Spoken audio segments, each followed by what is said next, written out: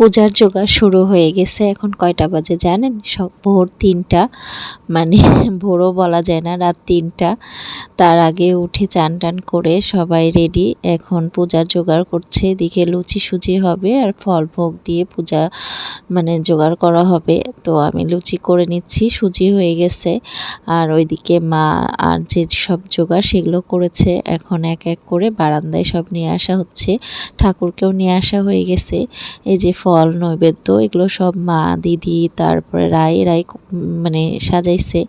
আর এই যে কলাপাতা এগুলো কিন্তু আগের দিন সব জোগাড় করে রাখা হয়েছে। আর এই দেখেন লক্ষ্মী বউয়ের মতো শাড়ি টাড়ি পরে চান টান করে এত সকালে রেডি। আসলে আমি এই প্রথম এত সকালে চান করলাম। আর ওই যে দেখেন নাড়ুমুড়িও করা হয়েছে। আর বাহিরে একদম অন্ধকার, মানে পূজা শেষও হয়েছে আর মানে 5টা বাজছে। আর শীতের 5টা মানে বোঝেন কুয়াশা অন্ধকারই ছিল। তো এই যে ঠাকুরের ডালা সাজানো হয়েছে, মানে সব কিছু দেওয়া হয়েছে। আর প্রথমে আমার পিসি শাশুড়ির ঘরে পূজা হয়, তো ওদের পূজাই যে শেষ করে ঠাকুরমশাই আমাদের ঘরে আসবে। মানে ওদের পূজা শুরু করছে মেবি 2:30 মানে 3টা থেকে। তো ওদের পূজা শেষ হয়েছে ওরকম 3:30 4টার দিকে। তারপর আমাদের পূজা শুরু হয়েছে। তো আমাদের পূজা শেষ হতে হতে মানে 4:30 বাজছে। তো এই তো সব কিছু জোগাড় করে নিচ্ছে ঠাকুরমশাই। আর মানে হোম হবে। তো এই তো এখন মানে আরতি টারতি করে তারপরে অঞ্জলি দিব। দিয়ে আরতি মানে অঞ্জলি দেওয়ার পরে হোম হয়ে পূজা শেষ হবে। তো যাই হোক পূজা শুরু হয়ে গেছে, ঠাকুরমশাই পূজা শুরু করে দিয়েছে। আর এত শীত, মানে কি বলবো, দেখেন সবাই গায়ে শীতের পোশাক পরে আছে।